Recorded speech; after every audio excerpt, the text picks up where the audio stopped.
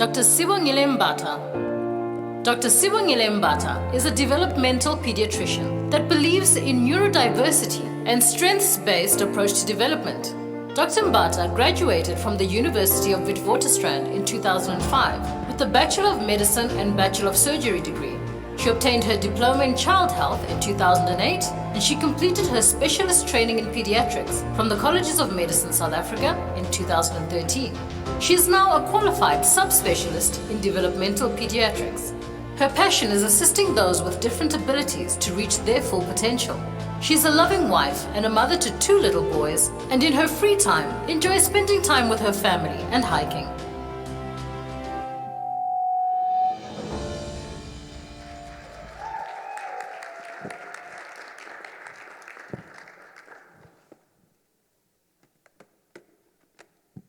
Good afternoon, everybody. It is beautiful to be here today, and I'm looking across. You ladies look wonderful. I love that you have honored the theme. You are bright and beautiful, and I hope that I am going to add a little knowledge about children with learning disabilities this afternoon. Thank you, Pastor, for inviting me, and yes, can we start? I'm not sure if they're going to project. Otherwise, I'm happy to talk without the computer as well. Yes, I did. All right. So today we're going to talk about a topic that touches me. It's the gift of learning differently. So we all know that we are beautifully and wonderfully made, but we all learn differently. So we may all start off going to the same schools, the same creches, but the way we learn is different, and we need to understand and support those children. Here's a picture. Next slide, please. Okay, I'm sure you recognize a few of these people, but what do you think they all have in common? They're famous, right? Yeah, you've seen their faces. So that's the one thing, is that they're famous. The other thing that they have in common is that all of these people had a learning disability at school. All of them. They struggled at school. But look at them now. They've made it. So I want you to think differently about learning disabilities. Okay, what I'm going to cover, next slide, is just the definition, how to diagnose it, severity. We'll go into treatment, but what I want you to take home today is what we can do to help these children. So I'm going to give you some tools. And I love how the Word of God works, because everything I heard today, I'm going to tie it up at the end. So what is a learning disability? It is a neurodevelopmental disorder that starts in early school-age children. So you don't really pick it up before school. You see it as soon as they start at school. And what it really is a different way of learning. These children have normal intelligence. So if you do an IQ test, they may score within the normal range, but they struggle with 3 things. 1, they struggle with reading, they struggle with mathematics, and they struggle with writing.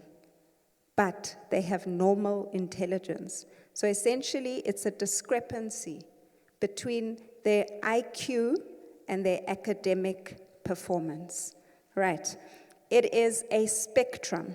So a spectrum means you have children who have mild severity and those who have a severe severity, where I literally cannot write. But if you ask me, I can tell you the answer. Or I can't do the maths. It really, numbers confuse me. But if you ask me any other thing that has nothing to do with maths, I'll be able to answer. So we're talking about those children. It is something that is genetic, so it is passed down through the genes. So if you have someone in the family with a learning disability, chances are that they may have a child who has a learning disability. They've looked at twin studies, and with twins, there's a 50% chance if there is that family history. and with other people, it's about a 10% chance that you will have a learning disability. Right, and then the last thing I wanted to cover is that it is persistent, meaning that it is throughout your life. We can't cure it, but what we can do is help you learn the way you learn. So if we understand how you learn, then we can help you learn. Right, so all those famous people that I showed you, you wouldn't know that they had a learning disability, but they struggled, but they still made it in life. All right, so how do we diagnose it? If I have a patient who comes in and sits in front of me, I'm not a psychologist, so I don't do a psychoeducational assessment. But these children need to have a psychoeducational assessment. This assessment is almost like an IQ test. So the psychologist will go through a whole lot of tests, reading, maths, writing. It can take about a day and a half for them to do these tests. And then from that, we can see your IQ. Your IQ is your intelligence. So when they are sitting in front of me, I do a school assessment. So I test them on maths that is age appropriate for their age, on reading and on writing skills. If there is a discrepancy, then I can say that there is a learning disability. So it is quite difficult. You look at their school books, you get information from the teachers and information from the parents. Okay, so we're going to move on to the next slide because I don't want to spend too much time on the diagnosis. As I said, you have mild, you can have moderate, and you can have severe. If it's mild, these children will usually make it in terms of they may need to repeat grade 1 once, and then they'll pass grade 2 and may need to repeat grade 3. But they'll eventually get there. But if it's severe, these are the kids where they really struggle. They fail. But the problem is it affects them. Because remember I said they've got normal intelligence. So they know that they struggle with either reading, writing, or maths. And this affects their confidence. And so they present with either behavioral problems, because I'm going to avoid what I'm not good at. So if we're going to maths and I'm not good at maths, what's going to happen? Can I go to the toilet? And then we're going to spend 30 minutes in the toilet. Or, you know, when it's maths, I'm going to be the naughty one, so the teacher sends me outside so I don't have to do the maths. So usually they are seen as the problem child. And everyone will give them a name because they're just avoiding the subject that they are not good at. And you find they have other talents, very good at other talents. Right, this is a graph that I'd like everyone to look at, if you can see it. Next slide, please. So with an IQ test, I'm going to move so I can point. So if all of us had to take an IQ test, right? We all write an IQ test in the whole world. We are going to fall within this number here. Your IQ will either be 55 or 145 or even higher or lower, right? But the majority of us are going to have an IQ that falls between 70 and 130, right? That means that is normal intelligence. When your IQ is less than 70, then we say you have an intellectual disability. And it's a human marking. It's not something that was there in nature, because in nature it's the spectrum. All of us range. We are not the same. But the human marker says IQ less than 70, you have an intellectual disability. And if you're on this side, IQ more than 130, then you have super intelligence. Both these people here that have super intelligence and these people here that have an intellectual disability, they all have problems of sorts, right? But now we're talking about this group between 70 and 130. That is your average or your normal IQ. So majority of us are going to fall in here. And the children with learning disabilities have an IQ that is within normal, but they struggle with learning. So you have to remember, in terms of learning, is that reading, writing, and maths are essentially human constructs, right? Many, many thousands of years ago, if you couldn't read, it didn't mean you were not clever. But today, if you can't read, it's taken as if intellectually you're not okay. So these children really, really struggle a lot. Okay, so the next slide, please. It was not meant to project like this. The words were supposed to come out one by one. So when you have a child with a learning disability, we give them labels. We say that they are lazy, they don't want to work hard enough, they don't spend enough time studying, they make careless mistakes, you'll say they don't listen, they lack concentration, or they're a slow learner.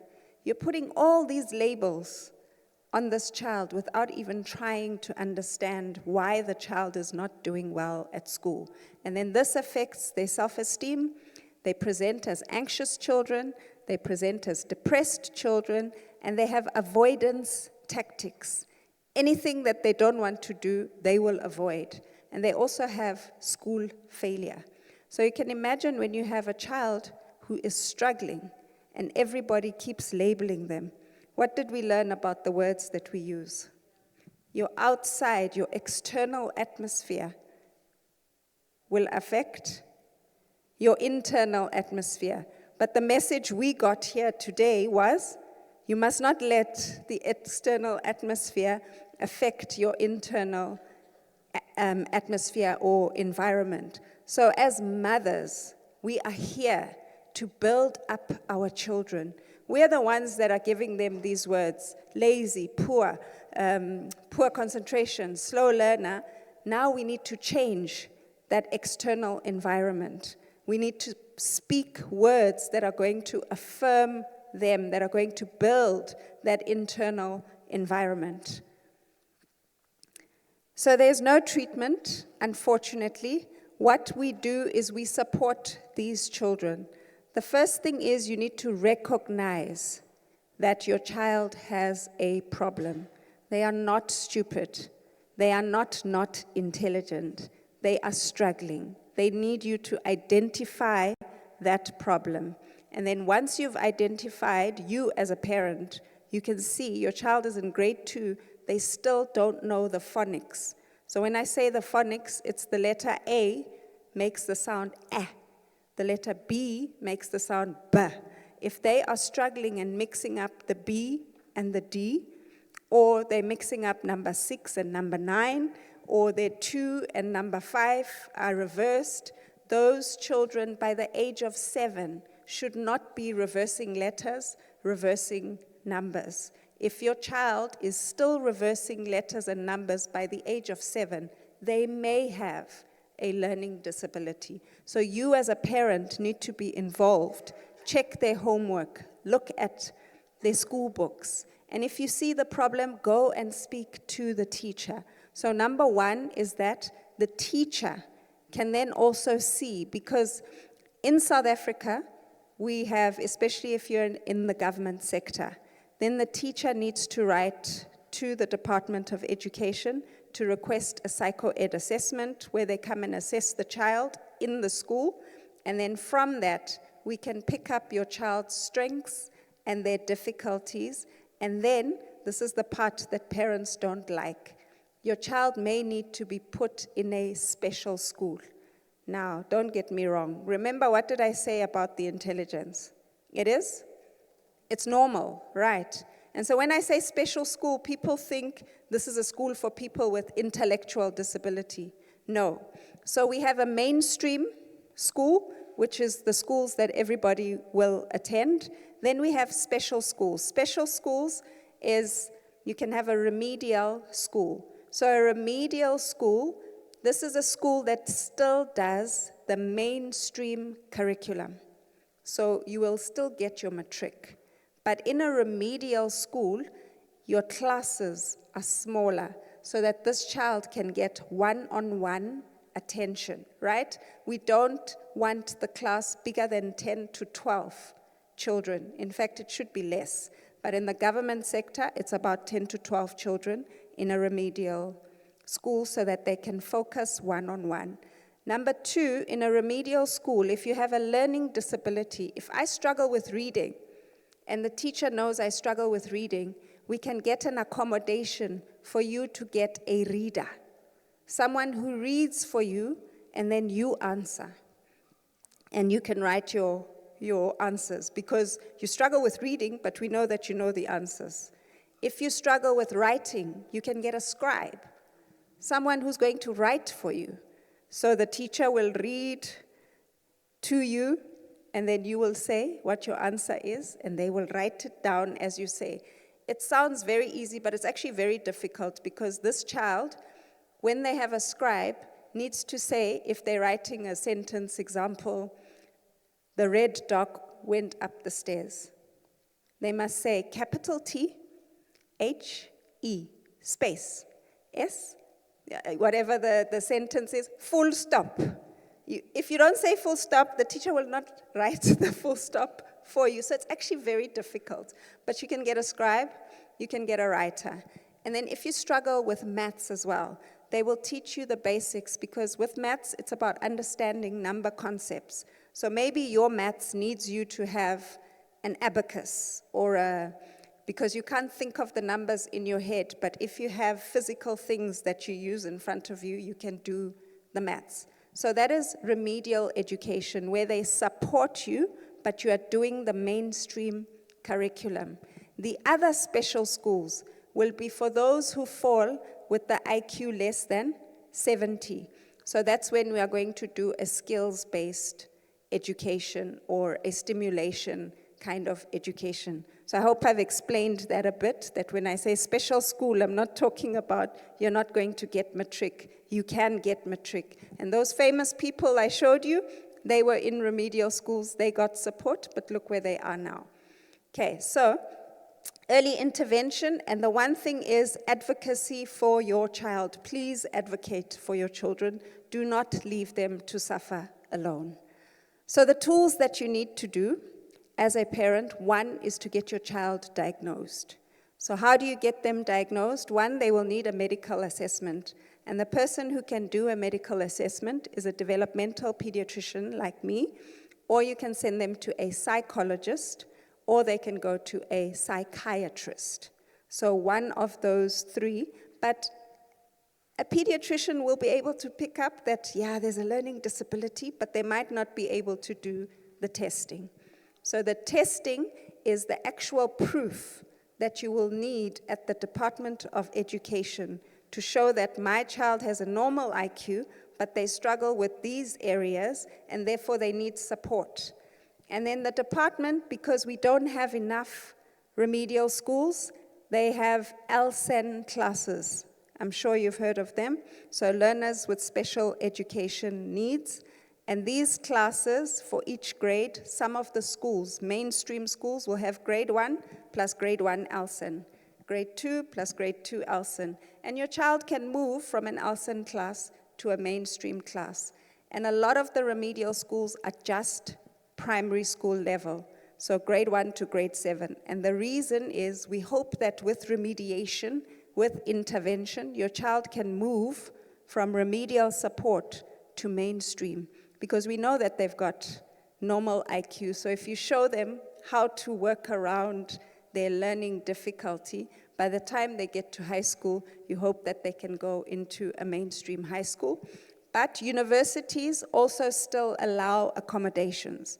So if your child, the reading is still terrible, they can't, in the university, they can have an accommodation. Instead of taking notes, they can record the notes. If they struggle with writing, they can also get a scribe. So this can be lifelong support. It's about knowing where to go, who to go to, and how to support your child. Okay, and then the psychoeducational assessment, I think I've explained, and the school I've explained. So these are the tools that you need to do as a parent in terms of supporting your child with a learning disability. And now the parental advice is, one is you need to establish a sincere relationship with your child. This is a child who, for most of their first 10 years of life, have heard that they're not clever, that they're lazy, that they're not working hard enough. You're not like Utemba and next door. When I ufunda 5 minutes, Utemba ufunda 2 hours. That's why you're failing. So they've heard all these negative things, and you need to work around that. A lot of these children, I find that their biggest disability is actually not the learning disability. It's the damage that people have done in terms of what they've said.